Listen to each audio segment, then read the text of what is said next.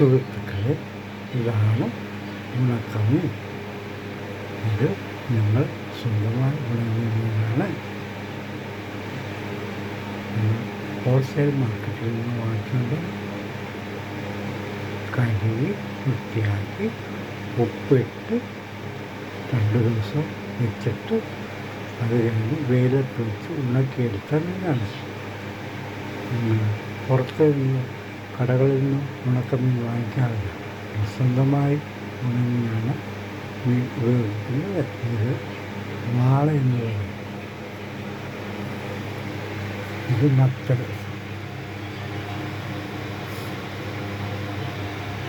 കൊഴുവയുടെ ടൈപ്പിലുള്ളതാണ്.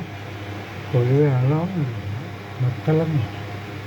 അതും പോലെ ഹോൾസെയിൽ മാർക്കറ്റിൽ നിന്ന് വാങ്ങി ഉപ്പിട്ട് 2 ദിവസം വെച്ചിട്ട് അതെടുത്ത് വെയിലത്തിട്ട് ഉണക്കിയെടുത്തതാണ്.